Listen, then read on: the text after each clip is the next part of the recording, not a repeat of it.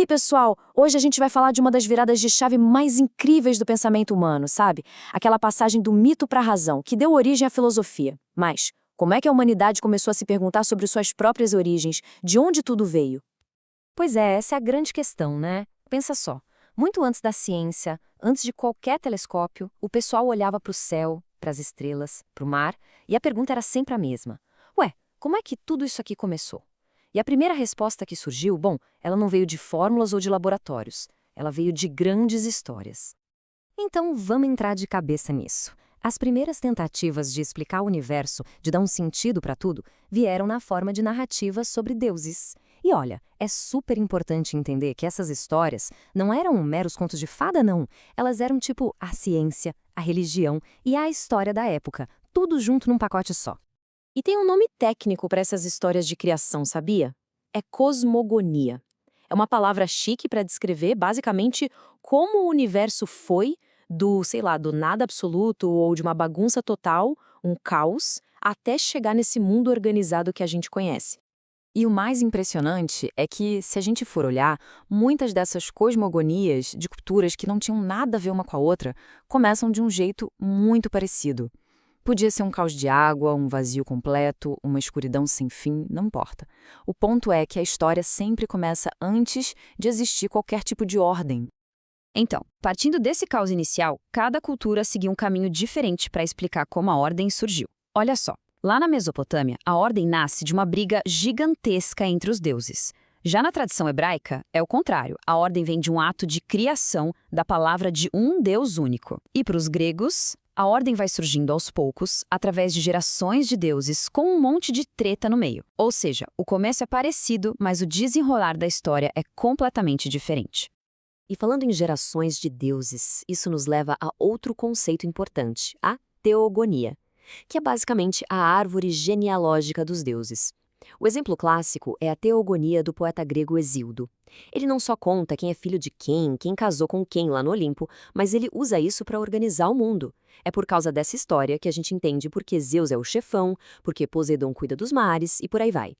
Então, o ponto central que a gente tem que entender é este. Esses mitos eram a espinha dorsal da sociedade. Não era só uma historinha para contar antes de dormir, de jeito nenhum. Era um mito que dizia por que o rei era rei. Era um mito que organizava o calendário, as festas, as colheitas. E, talvez o mais importante, ele dava uma baita segurança psicológica. No mundo cheio de coisas inexplicáveis e assustadoras, o mito dizia, calma, tudo tem um motivo, tudo tem um lugar, tudo foi planejado pelos deuses. Isso trazia um conforto gigantesco. Só que aí, algo começou a mudar. Sabe aquela estrutura toda amarradinha que funcionou por séculos, por milênios? Pois é, ela começou a mostrar umas rachaduras. As velhas histórias, por mais poderosas que fossem, já não davam conta de responder às novas perguntas que estavam surgindo. E essa mudança foi impulsionada por basicamente 3 grandes fatores. Primeiro, a sociedade ficou mais complexa, com mais gente, mais comércio, e os mitos antigos não tinham resposta para tudo. Segundo, começou a aparecer uma galera que não se contentava mais com a resposta "ah, foi porque os deuses quiseram". Eles queriam mais. E terceiro, e talvez o mais importante, o intercâmbio cultural. Os gregos viajando, negociando, tiveram contato com outros povos e viram que, cada um tinha seus próprios deuses, suas próprias verdades. E aí a pergunta surgiu: peraí, qual história tá certa? A nossa ou a deles? Ou será que a pergunta em si já estava errada? E foi exatamente no meio dessa crise, dessa confusão de ideias, que nasceu uma forma completamente nova e revolucionária de pensar. Uma maneira de investigar o mundo que não dependia do que os deuses diziam, mas sim do que a razão humana podia descobrir por si só. Foi aí que nasceu a filosofia. Essa frase aqui resume tudo de forma brilhante. A grande mudança foi parar de perguntar quem e começar a perguntar o quê.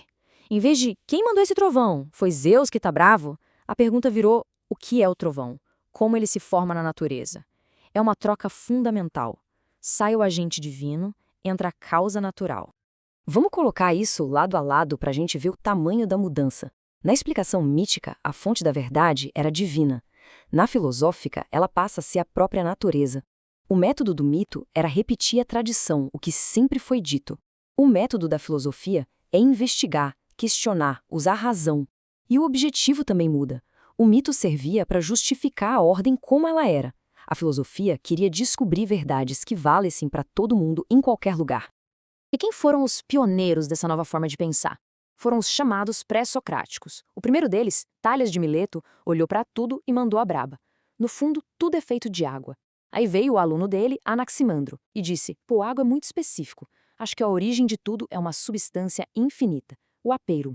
Depois, Heráclito olhou para o fluxo constante das coisas e concluiu: é o fogo. Saca só a diferença? Nenhum deles está falando de deuses. Eles estão buscando um princípio fundamental, material, o que eles chamavam de arché, para explicar a realidade. E essa nova maneira de ver o mundo, essa busca pela razão, não ficou só num clubinho de pensadores lá na Grécia Antiga, não. Ela foi como uma pedra jogada num lago, sabe? Criou ondas que desencadearam uma transformação que moldou a civilização ocidental para sempre. Olha, esse debate não é coisa do passado. Aquela tensão que nasceu lá atrás entre explicar o mundo pela fé e explicar pela razão, ela está viva até hoje. É sem dúvida um dos diálogos mais longos e importantes da história da humanidade. E o impacto disso tudo foi gigantesco em todas as áreas. A política e a ética, por exemplo, deixaram de ser baseadas só no que os deuses queriam e passaram a ser discutidas com base na razão, na justiça. A educação mudou, passando a valorizar o pensamento crítico. A ciência? Bom, a ciência é filha direta dessa busca por causas naturais. E até a arte e a literatura se transformaram, pegando os mitos antigos e os reinterpretando, usando eles como ferramentas para explorar o que significa ser humano. E pra gente terminar, fica aqui uma reflexão. Beleza, a razão nos deu a ciência, a lógica, o método. Mas será que a gente lá no fundo deixou de contar histórias para explicar o mundo? Pensa nas grandes narrativas de hoje, as políticas, as nacionais, até mesmo as que a ciência nos conta. Será que não são as nossas versões modernas dos mitos, as histórias que a gente usa para dar sentido à vida? Porque, no fim das contas, a busca por uma boa história parece ser algo tão profundamente humano quanto a busca pela verdade.